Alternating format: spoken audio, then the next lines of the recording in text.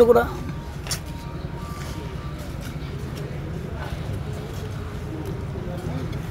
না না ভেঙে পড়বেন না, মানে ওরা কি ভয় দেখাচ্ছে বা এমন কিছু করছে? দিদি লোক দেখতে পাচ্ছি না, খুব ভালো লোক।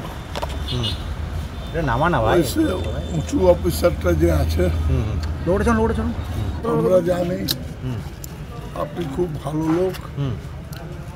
আপনি লোকরা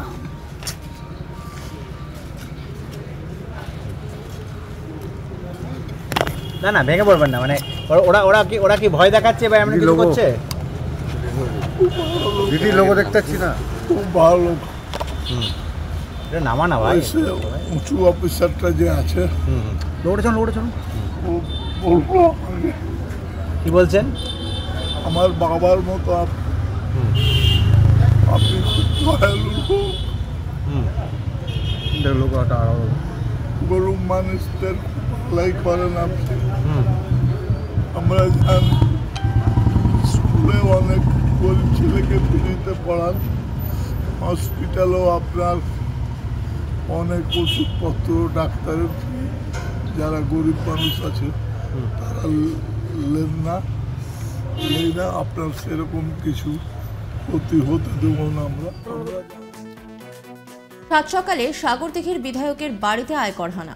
বাইরন বিশ্বাসের বাড়ি, হাসপাতাল, গোডাউন সহ বিভিন্ন ঠিকানায় পৌঁছে যান আধিকারিকরা। চলে তল্লাশি। সূত্র মারফত জানা গিয়েছে, কেন্দ্রীয় বাহিনী ঘিরে ফেলে বিধায়কের বাড়ি, হাসপাতাল, গোডাউন। হঠাৎই দেখা যায় বাইরন বিশ্বাসের বাবা বিশিষ্ট শিল্পপতি বাবার আলী বিশ্বাস তার বার্ধক্যজনিত কারণে বাড়ি থেকে বেরিয়ে তদন্ত চলাকালীন তিনি হাসপাতালে যান চিকিৎসার জন্য। চিকিৎসা করে বাড়িতে ফেরার সময় সংবাদ মাধ্যমের মুখোমুখি হয়ে তিনি কান্নায় ভেঙে পড়েন। বাইরন বিশ্বাসের বাবা তিনি বলছেন যে আমরা জানি আপনি খুব ভালো লোক। অফিসার বললেন আপনি আমার বাবার মতো, আপনি গরিব মানুষের পাশে থাকেন।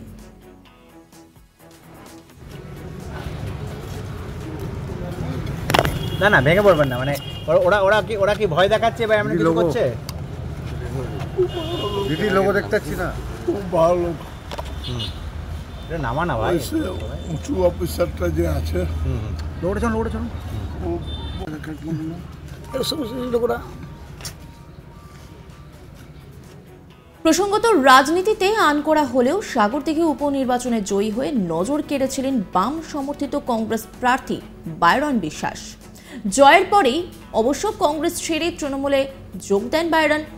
তখন খবরের শিরোনামে উঠে এসেছিলেন তিনি। সেই বাইরন বিশ্বাসের বাড়িতেই এবার কেন্দ্রীয় সংস্থার হানা।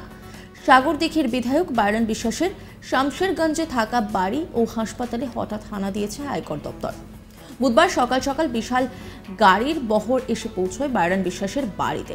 নিরাপত্তার চাদরে ঘিরে ফেলা হয় বাইরন বিশ্বাসের বাড়ি। তারপরে শুরু হয় তল্লাশি অভিযান। জানা যায় যে আয়কর ফাঁকির অভিযোগে কেন্দ্রীয় বাহিনীকে সঙ্গে নিয়ে বাইরনের বাড়িতে হানা দিয়েছে আয়কর বিভাগ। শামশেরগঞ্জের বাড়িটি বাইরনের বাবার নামে হলেও বাইরন ওই বাড়িতেই থাকেন। উল্লেখ্য, গত বছর ডিসেম্বর মাসের শেষ সপ্তাহে প্রয়াত হন সাগরদিঘির বিধায়ক তথা রাজ্যের মন্ত্রী সুব্রত সাহা। চলতি বছর 28 ফেব্রুয়ারি সাগরদিঘির উপনির্বাচন হয়।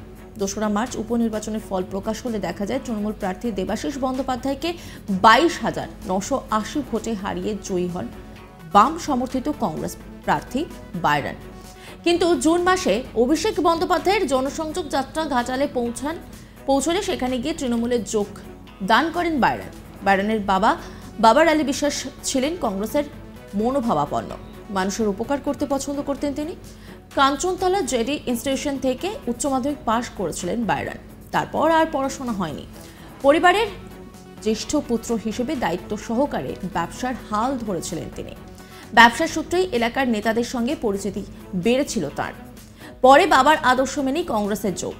রাজনৈতিক পরিবারের ছেলে না হওয়া সত্ত্বেও পরিবারের পরিচিতি, সুনাম তাঁকে অবিলম্বেই দিয়েছিল ভোটের টিকিট।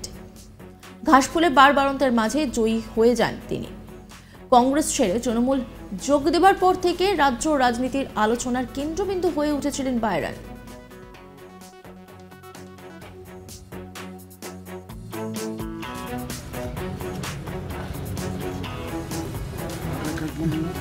এসব লোকরা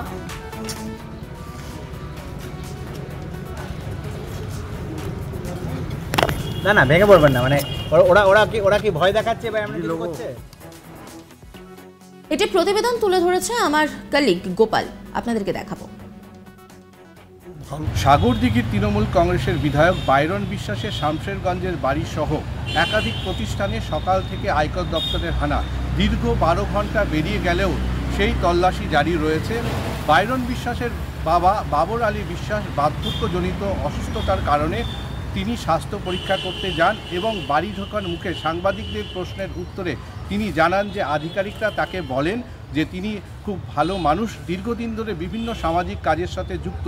এই কথা বলাকালীন তিনি হঠাৎই ভাবুক হয়ে যান এবং কান্নায় ভেঙে পড়েন। সাংবাদিকদের প্রশ্নের আরেকটি উত্তরে তিনি বলেন যে তার বাড়িতে আজ এই আয়কর দপ্তরের যে তল্লাশি, এটা কি প্রতিহিংসার কারণেই?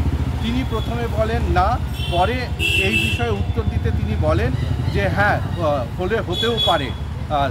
মুর্শিদাবাদ জেলার ডোমকলের বিধায়ক জাফিকুল ইসলামের 1 মাসের মধ্যে বাড়িতে ইডির হানা এবং পরবর্তী ক্ষেত্রে দ্বিতীয় তৃণমূল বিধায়কের বাড়িতে এই রকম আয়কর দপ্তরের যে তল্লাশি অভিযান, এই ঘটনাকে সামনে রেখে মুর্শিদাবাদ জেলার বিভিন্ন রাজনৈতিক মহলের আলোচনা এবং সমালোচনার ঝড় উঠেছে।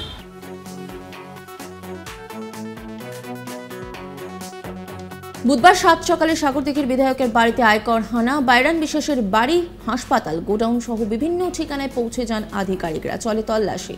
সূত্র মারফত জানা গেছে কেন্দ্রীয় বাহিনী ঘিরে ফেলে বিধায়কের বাড়ি, হাসপাতাল, গোডাউন। হঠাৎই দেখা যায় বাইরন বিশ্বাসের বাবা বিশিষ্ট শিল্পপতি বাবর আলী বিশ্বাস তার বার্ধক্যজনিত কারণে বাড়ি থেকে বেরিয়ে তদন্ত চলাকালীন তিনি হাসপাতালে যান চিকিৎসার জন্য। চিকিৎসা করে বাড়িতে ফেরার সময় সংবাদ মাধ্যমের মুখোমুখি হয়ে তিনি কান্নায় ভেঙে পড়েন। তিনি কি বলছেন শোনাবো আপনাদের। আমরা জানি আপনি খুব ভালো লোক, আপনি এসব লোকরা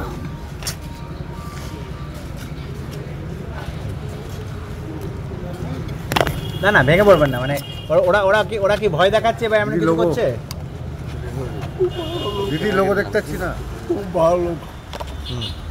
এটা নামা না ভাই, এসে উঁচু অফিসারটা যে আছে দৌড়ে চলুন ও বলবো আপনাকে, কি বলছেন? আমার বাবার মতো আপনি খুব দয়ালু লোক, গরিব মানুষদের ভালাই করেন আপনি।